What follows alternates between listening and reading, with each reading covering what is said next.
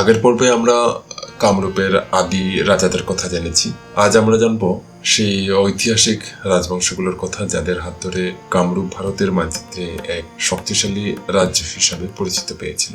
আমরা আজকের দিনে যদি আসামকে ভারতের অন্যান্য রাজ্যের সাথে তুলনা করি তাহলে দেখতে পাবো যে আমাদের আসাম অনেকটাই পিছিয়ে, সেটা অর্থনৈতিকভাবে বা শিক্ষা ব্যবস্থার দিক দিয়ে বা যোগাযোগ ক্ষেত্রে। আমাদের আসাম কিন্তু আজকে দিনে যে ভারতের প্রসিদ্ধ জায়গাগুলো আছে যেমন বাঙ্গালুরু বা হায়দ্রাবাদ বা মুম্বাই, চেন্নাই, লখনৌ, দিল্লি, কলকাতা, গুজরাট, সুরাত, তেলেঙ্গানা, এই যে রাজ্যগুলোর কথা বললাম বা অঞ্চলগুলোর কথা বললাম, এই অঞ্চলগুলো কিন্তু আজকের দিনে আমাদের আসাম থেকে কিন্তু অনেক অ্যাডভান্স। সেটা শিক্ষার দিক দিয়েও অ্যাডভান্স বা তাদের যেটা যোগাযোগ ব্যবস্থা আছে সেটা দিয়েও ওদের শহর বা এই যে অঞ্চলগুলো আছে আমাদের আসাম থেকে অনেকটাই অ্যাডভান্স সবকিছু দিক। কিন্তু আমরা যদি ইতিহাসের পাতায় দেখি, আজকের থেকে যদি আমরা প্রায় 1650 বছর বা 1700 বছর পিছিয়ে যদি যাই, আমরা ইতিহাসের পাতায় যদি চলে যাই, তখন আমাদের আসাম তখন তো কামরূপ বলা হতো, আসামের প্রাচীন নাম আমরা কামরূপ। তো কামরূপ তখন কিন্তু ভারতের মধ্যে একটা বিখ্যাত একটি শক্তিশালী অঞ্চল ছিল, কারণ তখন আমাদের কামরূপে যারা রাজত্ব করেছিলেন, যারা কামরূপের শাসক ছিলেন, তারা নিশ্চিতভাবে শক্তিশালী এবং খুবই বিচক্ষণ ছিলেন, সুদক্ষ শাসক ছিলেন।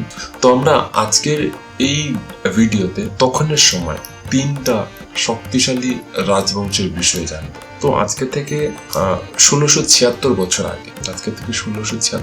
আগে, মানে 1500 বছরেরও পুরনো কথা, 350 খ্রিস্টাব্দে আমাদের কামরূপে পুষ্য বর্মন বলে এক ব্যক্তি বর্মন বংশ প্রতিষ্ঠা করে। তার সেই বর্মন বংশের যে প্রথম রাজা ছিলেন, ওনার নাম হলো পুষ্য বর্মন। এই বংশের মাধ্যমেই কামরূপে প্রথম প্রামাণ্য ইতিহাসের সূচনা হয়।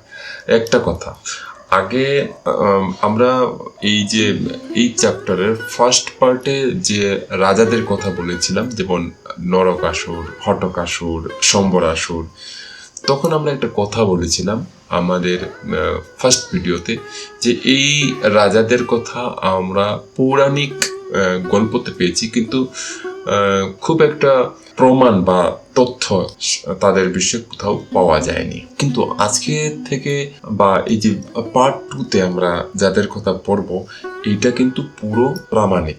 তো এই বংশের মাধ্যমে, যে বর্মন বংশের মাধ্যমে কামরূপের প্রথম প্রামাণ্য ইতিহাসের সূচনা হয়।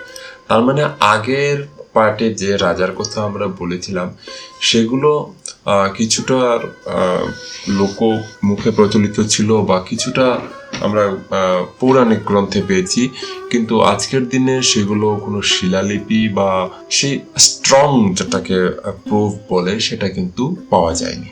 তো যাই হোক, আমরা আজকে বর্মন বংশ নিয়ে আলোচনা করব আপাতত ফার্স্ট পার্টে। আমাদের আজকের যে পার্ট 2তে আছে, সেই পার্ট 2তে আমরা 3টা রাজবংশ নিয়ে আলোচনা করব। তো সব থেকে প্রথম যেটা বংশ সেটা হচ্ছে বর্মন বংশ।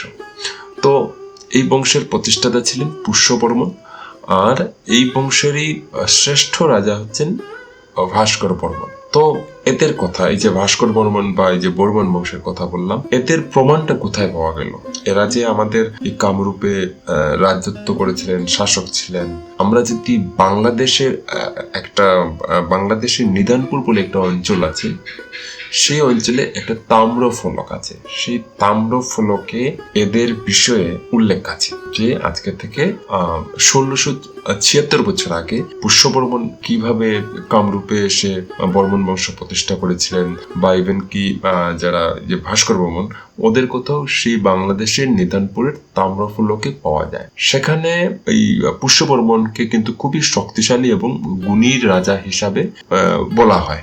আর বর্মন বংশের আরেকজন উল্লেখ্য রাজার নাম যেটা বললাম, ভাস্কর বর্মন, উনি কিন্তু অবিবাহিত ছিলেন, সেই কারণে উনাকে কুমার রাজাও বলে জানা যেত। এবং উনার সময় থেকেই কামরূপে একটি নতুন ক্যালেন্ডার বা কামরূপী সনের সূচনা হয়েছিল। তো প্রথমে যদি তোমাদের এই কামরূপী সন বলি, তোমরা হয়তো বুঝবে না যে কামরূপী সনটা আবার কি। কিন্তু আমি যদি জিজ্ঞেস করি যে আজকের দিনে ইংরেজি কত সন চলছে, তো তখন তোমরা সবাই জানো, কারণ সবার বাড়িতে ইংরেজি ক্যালেন্ডার আছে। তো তোমাদের যদি জিজ্ঞেস করি যে এখন ইংরেজি কত সাল চলছে, তোমরা ইংরেজি ক্যালেন্ডারে গিয়ে দেখবে যে এখন 2026 সন চলছে, 2026।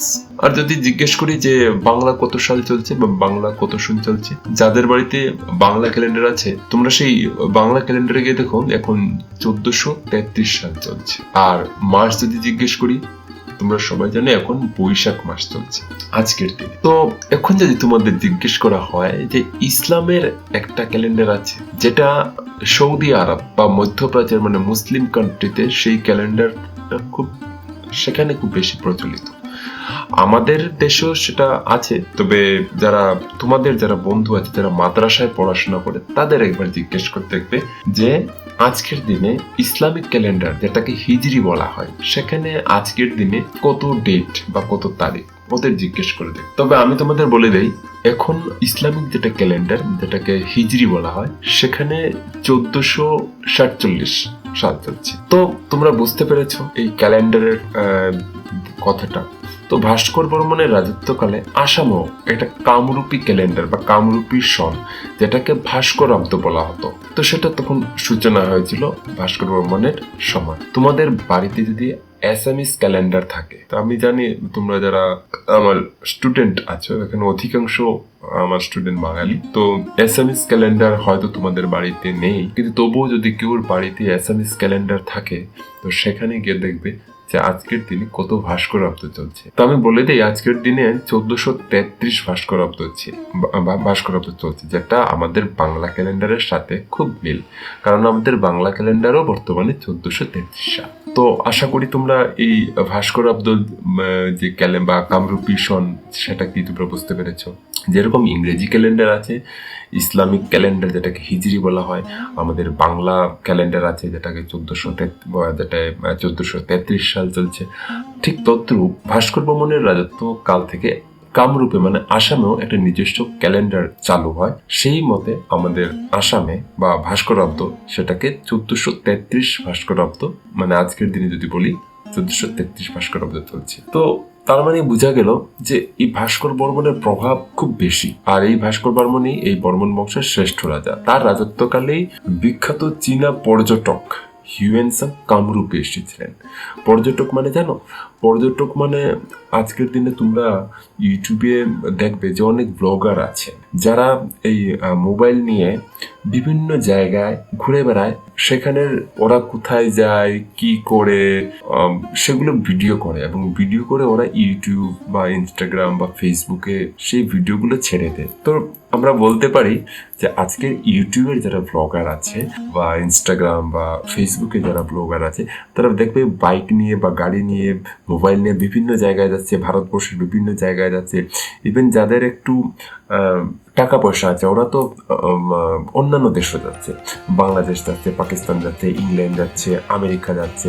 সেখানে গিয়ে সেখানের মানুষের সাথে যোগাযোগ করছে, কথা বলছে, সেখানের রেস্টুরেন্টে যাচ্ছে, সেখানের ফটো তুলছে, সেখানের ভিডিও করছে, সেখানের মানুষ কীরকম, সেখানের দোকানপাট কীরকম, সেখানে জিনিসের দাম কীরকম, সেই জিনিসগুলো ওরা ভিডিওতে ব্লগ করে তারপর ফেসবুকে ছাড়ে বা ইনস্টাগ্রামে বা ইউটিউবে ছাড়ে। তো আমরা আজকের দিনে এদেরকে বলি ব্লগার। তো তখনের সময় ব্লগার বলি বা টুরিস্টও বলি, পর্যটকও বলতে পারি আমরা এদের। তো তখনের সময় এই যে হিউয়েনসাং তিনি ছিলেন চীনা পর্যটক। হিউয়েনসাং মানে তিনি কি করতেন, তিনি ভ্রমণ করতেন। তখন তো আর আজকের মতন ইউটিউব, ফেসবুক, ক্যামেরা এগুলো ছিল না। তিনি এই যে চীনা পর্যটক যারা হিউয়েনসাংয়ের কথা বলছি, তিনি বিভিন্ন দেশ ভ্রমণ করতেন এবং যেখানে যেখানে যেতেন সেখানে ওনার যা যা জিনিস ভালো লাগতো, জায়গা, সেখানের শাসক, তিনি তার সেই তথ্যগুলো লিখে রাখতেন। তো ওনার মতে, হিউয়েনসাং এর মতে, ভাস্কর বর্মন কেবল একজন যোদ্ধা ছিলেন না, তিনি উত্তর ভারতের সম্রাট। তখন মানে উত্তর ভারতের আমাদের যে বর্তমানে উত্তরপ্রদেশ বা দিল্লি অঞ্চল, দিল্লি যেটা আছে, সেইখানে তখন আরেকজন শক্তিশালী রাজা ছিলেন হর্ষবর্ধন। সেই হর্ষবর্ধনের সাথেও তখন আমাদের যে কামরূপের রাজা ভাস্কর বর্মন, মানে এই দুই রাজার মধ্যে একটা খুব শক্তিশালী মিত্রতা ছিল, মানে বন্ধুত্ব ছিল। যার ফলে কি হয়েছিল, তখন কামরূপের যেটা ভারতবর্ষের মানচিত্রে, তখনের সময় ভারতবর্ষের মানচিত্রে কামরূপের প্রভাব একটা মানে বিশাল ছিল, উল্লেখযোগ্য জায়গা আছে। তো যাই হোক, বর্মন বংশের পর আমাদের কামরূপের ক্ষমতায় আসে শালস্তম্ভ বংশ। এই বংশের উল্লেখযোগ্য রাজা ছিলেন শ্রী হর্ষদেব। তিনি উড়িষ্যা এবং বিহার পর্যন্ত নিজের সাম্রাজ্য বিস্তার করেছিলেন। দেখো কতটুকু এরিয়া নিয়ে, কোথায় কোথায় উড়িষ্যা এবং কোথায় বিহার, মানে আমাদের আসাম থেকে সেই পশ্চিমবঙ্গ পেরিয়ে, উড়িষ্যা পেরিয়ে বিহার পর্যন্ত উনি এই আমাদের এই কামরূপের সীমানা তিনি বড় করেছেন। তেজপুরের বর্তমান স্থাপত্যগুলো এই বংশের শিল্পকলার পরিচয় দেয়। তবে শালস্তম্ভ বংশের শেষ রাজা যিনি ছিলেন, ওনার কোনো সন্তান ছিল না। তখন একটা প্রবলেম হয়, সন্তান না থাকায় সেই শালস্তম্ভ বংশের রাজা কে হবে? তখন শালস্তম্ভ বংশের যারা রাষ্ট্র বা যারা মন্ত্রী ছিলেন, তারা একটা আলোচনা মিটিং করে তখন ওনার সভা থেকে ব্রহ্মপাল বলে এক ব্যক্তিকে ওরা রাজা নির্বাচিত করে। তখন সেই ব্রহ্মপাল যখন রাজা হলেন, তখন কামরূপে পাল বংশের সূচনা হয়। আর এই বংশের সবচেয়ে শক্তিশালী রাজা ছিলেন রত্নপাল।